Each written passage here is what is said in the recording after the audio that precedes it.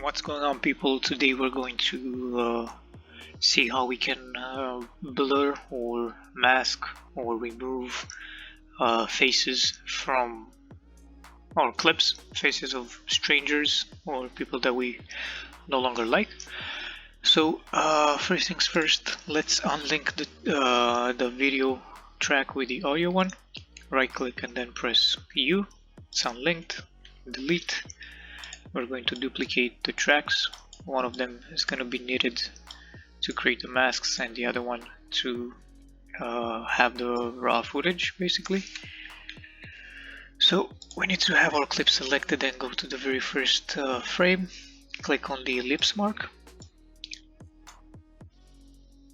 and create an ellipse around your subject's face, the one that you would like to mask.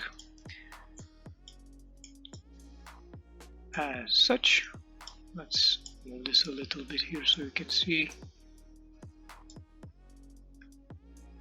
like so, and then mask again for the second face, because we have two people with two faces, so we're gonna need two masks. I'm very good at math.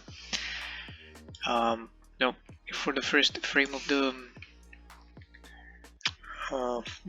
clip, they are well aligned, and that's not gonna be the case moving forward. As you can see, it doesn't really fit in all that well throughout the entirety of the clip, so we're not going to manually adjust the masking.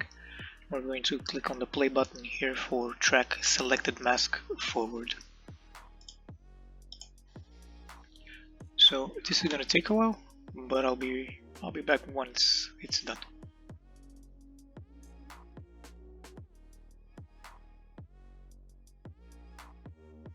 So our mask is done. Now let's put this on top of the raw clip. Let's go to the effects tab and add Gaussian blur to our mask. I think a 50% value will work. When working with values here, you can click and then manually input your number, or just hold left mouse button on the value, slide to the right to increase it, and then slide to the left to decrease it.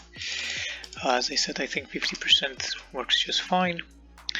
Repeat edge pixels here doesn't really make a difference because the area that we're blurring is relatively small, so it doesn't make a difference. But if you're blurring larger areas, then it's best to click repeat edge pixels.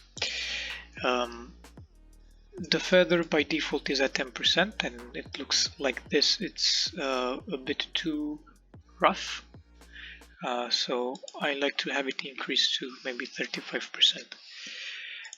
So that's that in a nutshell, how to blur people's faces. I think we did a pretty well job. Again, in your own time, you can spend as much time as needed to iron out any details that bother you.